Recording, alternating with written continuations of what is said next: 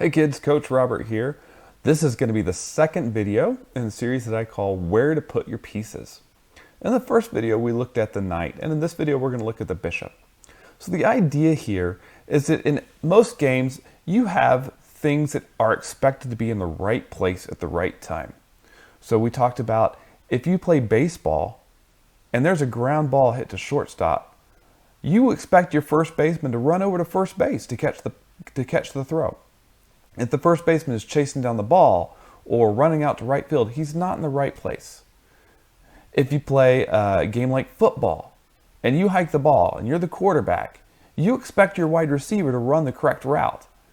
And if he doesn't, that kind of messes up the play.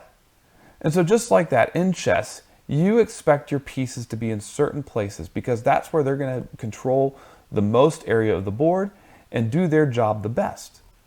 So we already saw that the knight does his job the best when he's in these center 16 squares. As long as he's in those center 16 squares, he has the most moves that he can make, and that's 8. If he gets out of that, he has fewer and fewer moves. And so generally the first move a knight makes is to jump into that into that center 16 squares. In this video, we want to look at the bishop. Let's start with the bishop way over here in the corner. That's not where the bishop starts, but let's just think about the bishop there. How many moves does this bishop have? Well, let's count them. 1, 2, 3, 4, 5, 6, 7. Okay, so that's not as many moves as a knight has when it's in the middle. A knight has 8. Well, let's move the bishop over 1 square. Now let's count. We can go diagonal to the left this time, 1, and diagonal to the right, 2, 3, 4, 5, 6, still 7. Okay, so along the edge, the bishop always only has 7 moves. What if we move it up 1 space? Now how many moves does it have? Well, this is on the same diagonal as that bishop in the first spot. So it's got 1, 2, 3, 4, 5, 6, 7. But it also has 2 more, 8, 9. Okay, well if I move this one over 1, we got 1, 2, 3, 4, 5, 6, 7, 8, 9. Okay, so on the outside edge, the bishop only had 7 possible squares it could move to. But I move it just up 1 level. This next inner square, the bishop has 9. Well, what if I put it in the third inner square, where that center 16, where the knight is doing the best? That has 1, 2, 3, 4, 5, 6, 7, 8, 9, 10, 11. So it went from 7 in the corner to 9 in the second ring to now 11 in the third ring.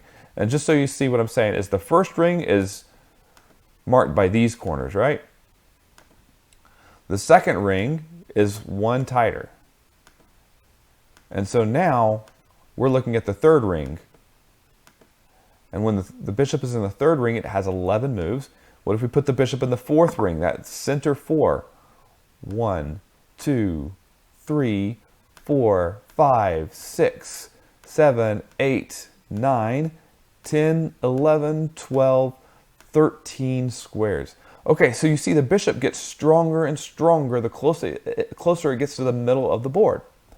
And so ideally, you would have your bishop in the middle.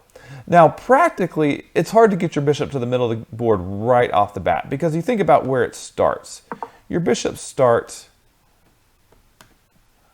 on, oops, that's not the right spot for the bishop, F1, C1, F8, and C8. Now, if you're clever, you realize that this bishop completely misses the center 4. And this bishop completely misses the center 4. So you can't get to the center 4 with the bishop in the first move. Okay? So instead, a lot of times, your bishop might move next to the center 4. And so it's really common to try to get your bishops up to these spots. Your bishop from F1 to C4, and your bishop from C1 to f4. Okay. Now another common place to put your bishops is along the long diagonal, where your bishop might move here. Now it doesn't have as many moves as if it had moved to c4 or to f4. But one thing it does do is, remember, your opponent starts with rooks in the corners. And so this move from the bishop from c1 to c2 now points at the rook. And if you know anything about castling, then you also know the bishop is going to be pointing at the king's castle. All right? And so the bishop, what you want to do in a game is, again, you want to get the bishop close to the center 4. Practically, it's not always possible to get to the bishop to the center 4 really quickly, also because there's sometimes pawns there or those squares are under attack by the knights. And so practically, your bishop moving to the 4th rank, so the bishop on f moving to c4, or the bishop on c moving to f4, and black doing the same thing on the other side. And that puts the bishops where it's strongest in the first move. And as you go through the game, if you can safely get your bishop to the center 4, it's controlling a lot more of the board. Okay, so we've covered knights and bishops so far. We still want to cover the rooks and the queens, but before we move on, let's remember how many pieces were moved by the knight, and how many squares the knight could move to, and how many squares the bishop. The knight, remember, could move anywhere from 2 to 8 squares. The bishop can move anywhere from 7 to 13 squares. But we still say the knight is worth about as much as a bishop. A bishop can move really fast, really far, but the knight can't.